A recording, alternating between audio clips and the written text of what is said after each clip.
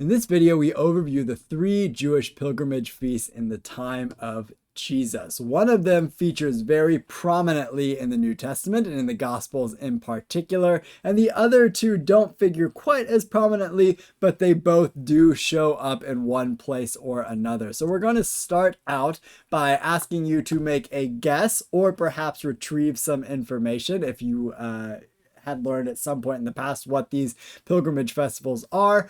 So I've told you that there are three of them. What I want you to do is predict what their names were. So even if you feel like you don't know, it helps to make a guess about something and have it corrected. So let's make a guess about the names of these three different Jewish pilgrimage feasts in the time of Jesus. All right, so we have Passover / unleavened bread. That might be the one that is the easiest that you might have gotten.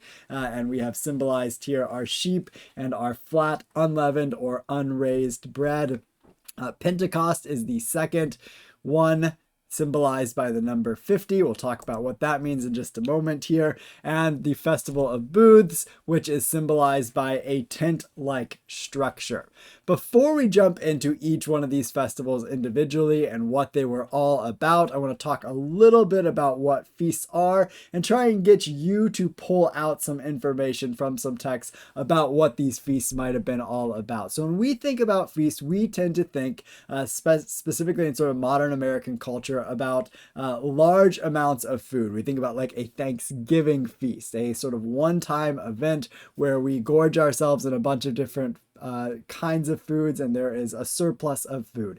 When we're talking about feasts with respect to the Hebrew Bible and the New Testament and the Hebrew and Greek words for feasts, that is not so much the image that we should be conjuring up in our mind. Perhaps a better English equivalent is the term festival, insofar as these Jewish feasts are multiple day affairs, usually approximately week-long affairs, in which people gather at a single place and go through certain cultic or ritual celebrations. And in those cultic rituals and celebrations, God's actions in the past are remembered, so they're called to mind in specific sort of tangible ways, but they're also represented so that the audience is sort of, or those engaging in the festival are sort of participating in or are able to sort of receive God's past action in present time. So the festivals are really sort of a participatory kind of thing, and they are multiple day long affairs. They are not a matter of just sitting down and eating a bunch of food. It is much more about remembering what God has done in the past and reliving that in present time. And our three different Jewish festivals or feasts are laid out in different places in the Hebrew Bible or the Old Testament at greater or lesser length. And there are a couple other texts we might put up here, but these are the three main ones where you are going to find them. And what I want to do is put one up in particular and ask you to pull some information out from the text itself about what the feasts are and what kinds of things they celebrate. So in this quick lecture pause, I'm going to put Deuteronomy 16 verses 1 through 17 up onto the screen. I would like you to pause. I'd like you to identify the three different festivals that are listed herein. See if you can figure out when they occur on the basis of the text. And I'll give you the knowledge up front now that not all of them do we get information about when it occurs, what happens at the festival, and what is it celebrating. So go ahead and pause the video and see if you can answer these questions with respect to the three different feasts. All right, so the first one we have is Passover and unleavened bread. What happens there is you offer a Passover sacrifice, and for 7 days you eat unleavened bread. And included in this highlight here is the sort of reason for the feast, or what's celebrated is the departure from the land of Egypt. And in green here, I have given us something that I did not ask about, but this statement about where the festival or where the feast ought to take place. And in each one of these cases, in the case of all three feasts, it is going to be what Deuteronomy calls the place that the Lord will choose as a dwelling for his name. And that is sort of a cipher for, or the phrase for Jerusalem, and specifically the temple in Jerusalem. Our next feast is going to be the Festival of Weeks, or also known as Pentecost. It begins 7 weeks from the time the sickle is put to the standing grain. So this is where it gets the name Pentecost from. We'll talk more about that in a second. Insofar as 7 weeks times 7 days is 49 days. And so on the 50th day, the Festival of Weeks, or Pentecost, begins. And what happens at this festival is Israelites contribute a free will offering. And the reason, or what is being celebrated, is remembering you were a slave in Egypt. So a very basic statement here about what is being celebrated. And then once again, the place to be celebrated is at the place that the Lord your God will choose as a dwelling for his name. Our third and final festival, the Festival of Booths, is going to occur when you've gathered in the produce from your threshing floor and your wine press. And what you do is you rejoice at the Festival of Booths. And the place that it occurs, once again, is at the place that the Lord will choose. And then at the end of this passage, we have again the summary statement emphasizing that these 3 festivals are kept, and again where they are kept, at the place that the Lord will choose, namely Jerusalem. And then we have one of the other texts I have put up here that shows in a much more condensed form the 3 pilgrimage festivals, or lays out in a much more condensed form the 3 pilgrimage festivals, and puts them into different words. But so what we have in both of these texts and in Leviticus is a very explicit statement is of these 3 festivals being held, and the fact that these festivals are pilgrimage festivals. That is to say that the people are meant to come to Jerusalem to celebrate these 3 festivals. And this is precisely why they are called pilgrimage festivals, because there is a specific requirement that they be celebrated in a specific place, namely in Jerusalem.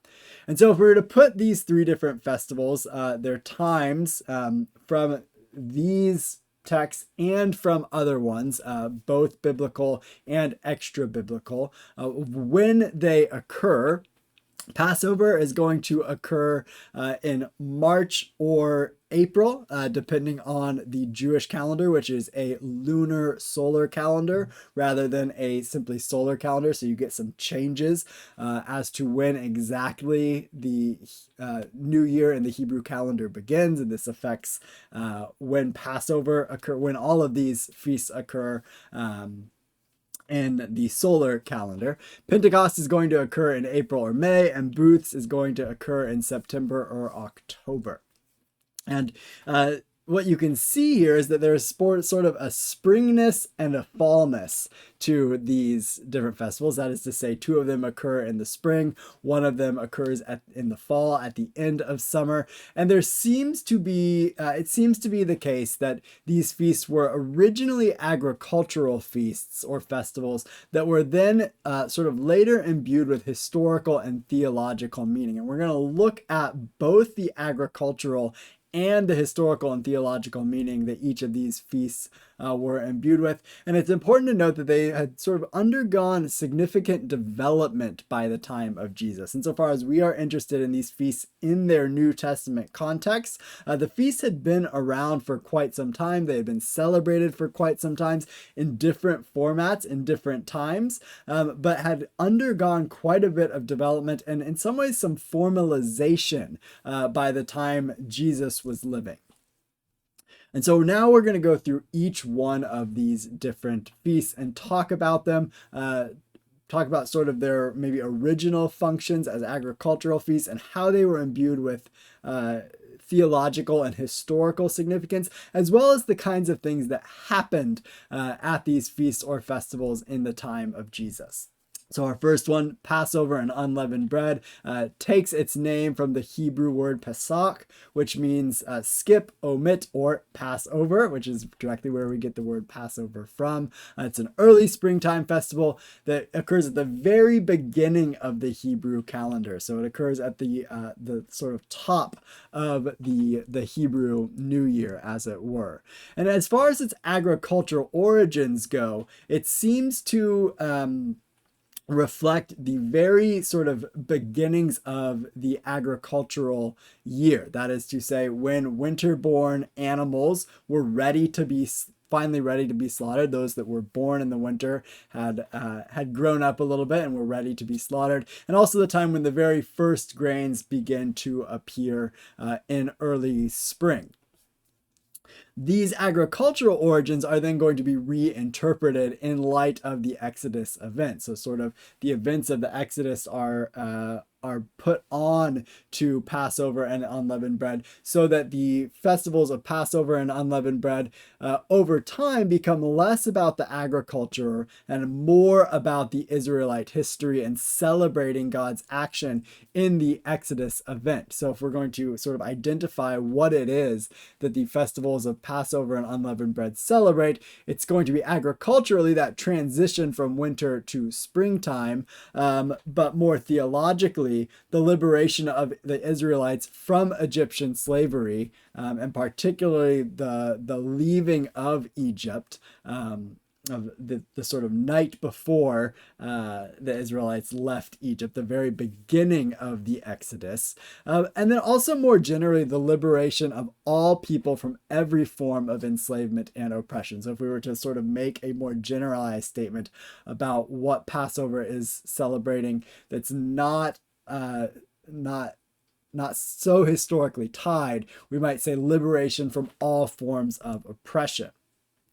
And as far as Passover and unleavened bread, these have been put together here, and it seems early on in the Hebrew calendar. We saw in those texts from the Old Testament that already Passover and the festival of unleavened bread were put together.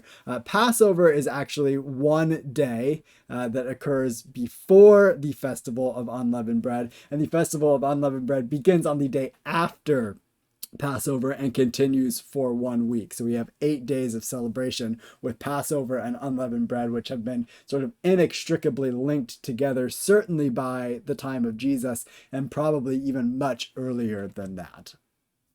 As far as what goes on at Passover and unleavened bread, we have, of course, the Passover sacrifice, and then the other part, the unleavened bread part, is the eating of unleavened bread and bitter herbs for 7 days. So the agricultural meaning to this, or the agricultural significance of this, with respect to sacrificing the firstborn animal, it seems to be sort of this ritual that was meant to assure the safety of a flock as it journeyed to new pastures. So if we think of sort of way back to the sort of agrarian roots of Israelites, the nomadic roots of Israelites, moving from one place to another, the sacrifice of the animal was meant to assure blessing as those new animals that sort of grown up over the winter into the spring were now moving to different pastures in order to graze and to do these kinds of things. As far as unleavened bread and bitter herbs go, agriculturally, the eating of unleavened bread happens at the beginning of the barley harvest, so that you have this new barley. Everything that was leavened from the previous season and sort of stored is thrown out, and this unleavened bread, or the new grain, is eaten. So it's sort of a celebration of these first fruits that are starting to appear. But then these agricultural elements are overlaid with different theological and historical reference. And with respect to the Passover sacrifice, what we have is this idea of the hurried roasting and eating in the preparation for leaving Egypt. And the lamb's blood that's posted on the door, that's put on the doors in the Exodus event, marking out whose God's people were. And then as far as the Passover in the Second Temple period, in the time of Jesus, we have the lamb only being able to be slaughtered at the temple, or the prescription that the Passover lambs that were eaten were meant to be sacrificed at the temple or in the temple precinct, and eaten in a communal way, in a way that represented and sort of relived God's liberative action for a people. Not for specific individuals or specific families, but for the Israelite people as a whole. So you have this theological sort of theological communalness that is imbued onto the Passover sacrifice and the eating of the Passover lamb with all of Israel. So it's this sort of symbolic act of eating all together, celebrating God's action of bringing all of Israel out of Egypt and out of oppression. And with respect to the theological significance for the unleavened bread, the idea then became that the Israelites are leaving in a hurry. They're leaving Egypt in a hurry. They do not have time for the bread to rise. And so the unleavened bread came to symbolize leaving Egypt in haste. So with respect to Passover and the Feast of Unleavened Bread in the time of Jesus, it was a relatively popular festival, not the most popular festival, but by some estimates, we have probably the size of Jerusalem, or the population of Jerusalem for that week, maybe tripling, wherein 100,000 or so Judeans come to Jerusalem to celebrate Passover, joining the 50,000 that already dwell there. So you can imagine how this sort of becomes a big event within Jerusalem. The Passover animals are going to be slaughtered and dedicated to God in the temple on the afternoon before Passover begins, so that the Passover meal can be celebrated. And there's a couple different elements to the Passover meal that are relevant to know about simply, but also to know about with respect to the New Testament's context, and the ways in which different New Testament authors sort of imbue meaning to the Passover meal. So again, the Passover meal is a communal meal that is meant to be experienced within the temple precinct at the place where God has chosen to reside, as Deuteronomy would have it. But sort of in reality, because there were so many people, it spilled out to the entirety of Jerusalem, so that you have ideally the eating of the Passover meal in the temple precincts, but in reality, all throughout Jerusalem, symbolizing all of Israel coming together to celebrate God's communal action, or God's action on behalf of Israel as a whole. The sacrificial animal is eaten with bitter herbs and unleavened bread, and ideally the unleavened bread continues to be eaten for another 7 days after the Passover meal. You have the Passover Haggadah happening during the Passover meal, wherein the Exodus story is recounted, so that as persons and groups were eating the Passover meal, they were remembering God's liberative action against oppression, against Egyptian bondage, while they are eating the meal. Following the Passover Haggadah, or the retelling of the Exodus story, you have songs, typically psalms of praise being sung. And what all this does is really sort of relive and represent the experience of transitioning from slavery in Egypt to Israelite freedom. And so all this comes together to have sort of this constellation of different themes and symbols that are remembered in the Passover meal and in the Passover festival. So we have the lamb, the bitter herbs, the unleavened bread, this sort of hasty final meal, blood on doorposts, deliverance through water, manna and water in the wilderness following the Exodus. So following that deliverance through the Red Sea, through the water, the giving of the manna and giving of the water to sustain the Israelites. All of these being God's mighty acts that will ultimately lead to the ratification of God's covenant with God's people, namely the Israelites. And all of these symbols are the sort of ones to be on the lookout for in the New Testament. How do these symbols get sort of reappropriated around Jesus in different kinds of ways? And the last thing to note about the Passover festival is what is now called a Passover Seder. And it is sometimes thought that Jesus's last meal with his disciples was a Passover Seder, but our last slide, or our last bullet point here, is going to suggest that that is not the case. That Jesus's last meal was not a Seder, and depending on which gospel you are reading, it may or may not have been a Passover meal at all. But just some comments about Passover Seders.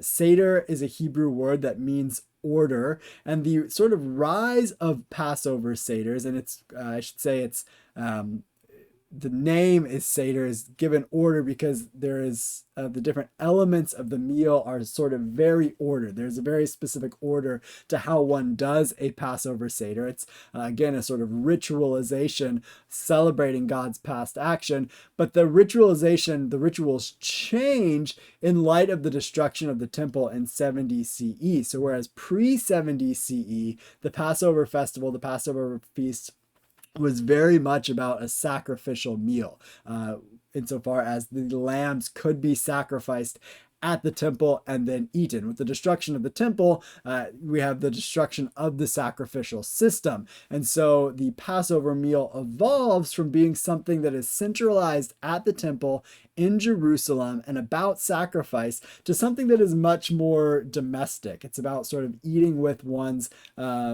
family, those closest to an individual, and celebrating God's action in the past within that setting. And so because the sacrificial lamb is no longer the centerpiece of the Passover meal, the unleavened bread and the bitter herbs are given much more significance. And this continues into modern day Judaism.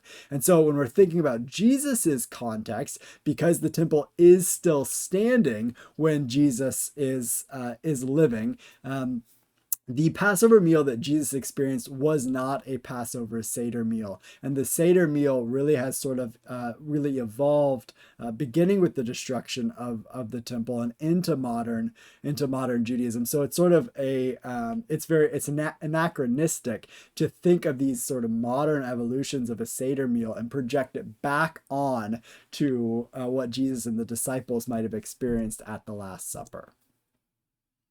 All right, to move forward to our next feast, this one will be much shorter. We have Pentecost, which takes its name from the Hebrew word from Shavuot, or weeks, and the Greek word for 50th. So more directly from the Greek word for 50th, but this is why you will see sort of different ways that this festival is labeled, either as the Festival of Weeks.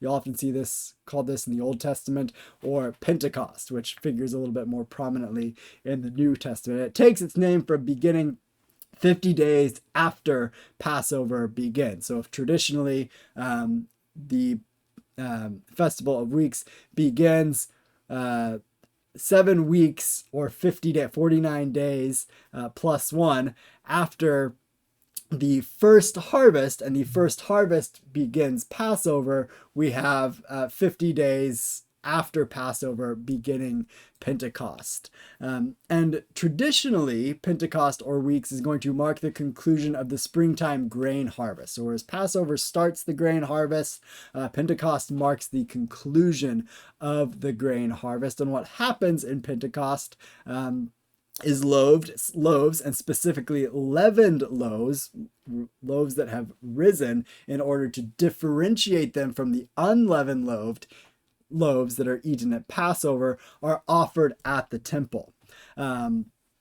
This festival gets sort of the least amount of play in the New Testament. It does show up there, of course, but it gets the least amount of play in the New Testament, and it also is the least popular pilgrimage festival in Second Temple Judaism generally, and in the time of Jesus in particular. So not much else to say about Pentecost. So we move on to our third and final pilgrimage festival in the time of Jesus, namely the Festival of Booths, which also gets called the Festival of Tabernacles, taking its name from the the Hebrew word Sukkoth, which means booths or tabernacles or tents.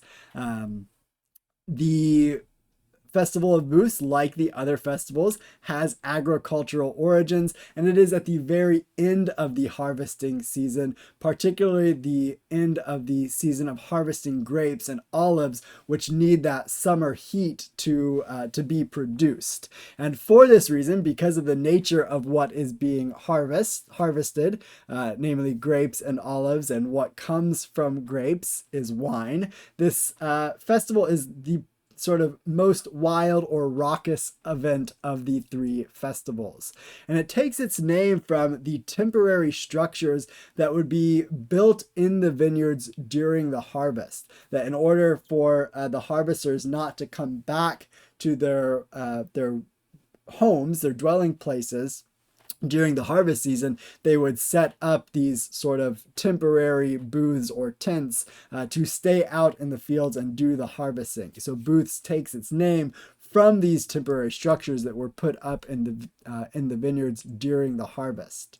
Like the other Jewish festivals, this festival is also historicized, or it is imbued with theological significance on the basis of the Exodus event. And we see this reflected in Leviticus 23, which we didn't read in full earlier, but now we present in part here, where the Lord commands, "You shall live in booths for 7 days.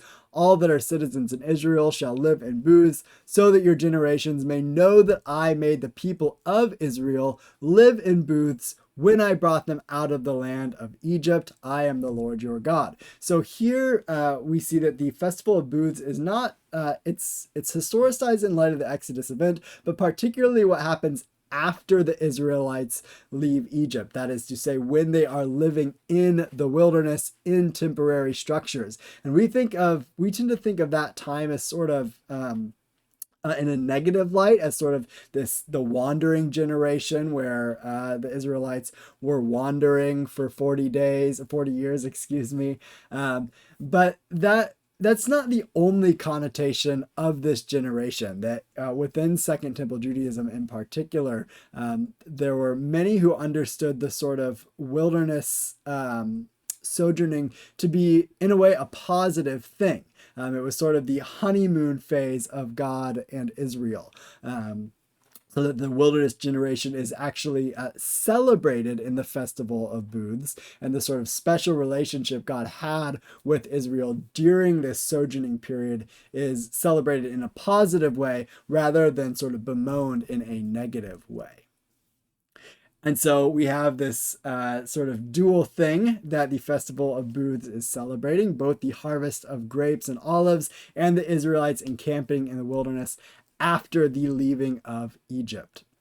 So what happens in the Festival of Booths, we have sort of picking up on the agricultural bit, prayers and ritual for rainfall for future crops. So for the upcoming season. So if Booths is sort of celebrating the harvesting and all the work that has been done in the previous year, it also agriculturally looks forward to what is to come in the future. And in the time of Jesus, this was realized in a procession from the temple, from the Jerusalem temple, to the pool of Siloam in Jerusalem, where water was drawn and brought back to the altar in the temple and dumped on the altar with wine. So that sort of rain and water figures prominently and symbolically in the ritual events that took place during the Festival of Booths. Also taking place during the Festival of the Booths each night was the lighting of a giant candelabra in the court of women that would have sort of been visible throughout all of Jerusalem, so that water and light figure especially prominently in the Festival of Booths and the rituals that took place therein.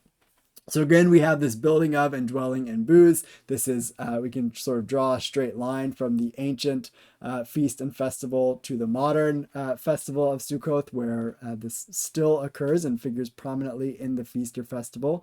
And notably, this is probably the most popular feast in early Judaism, and there are several reasons for that. We tend to think of Passover as the most popular Jewish feast in the time of Jesus, probably because as Christians we have endowed it with so much significance, and it's been endowed with so much theological significance in Judaism as well.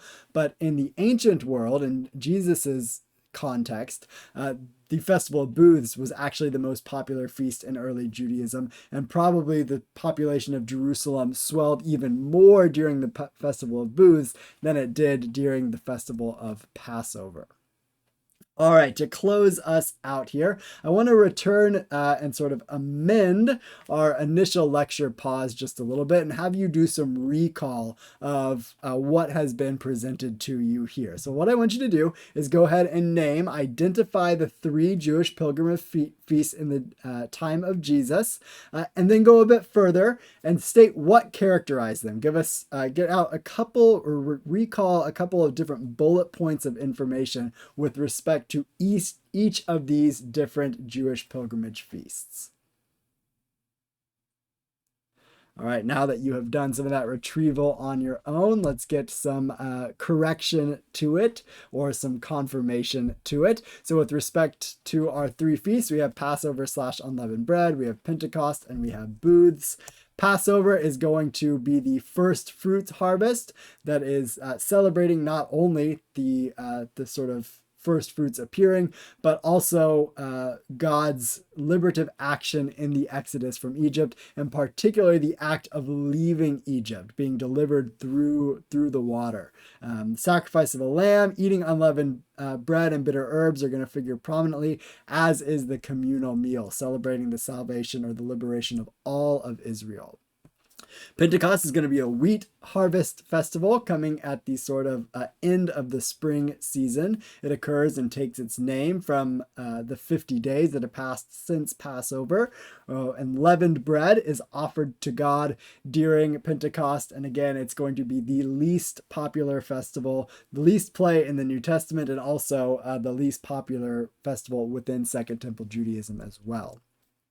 And lastly, the Festival of Booths is going to be the most popular and the most raucous festival, celebrating the grape and olive harvest, wherein the Israelites or the Judeans would dwell in temporary structures. And again, water and light figure prominently in the Festival of Booths because of the rituals that are associated with water and light that took place in Jerusalem while the Festival of Booths was occurring.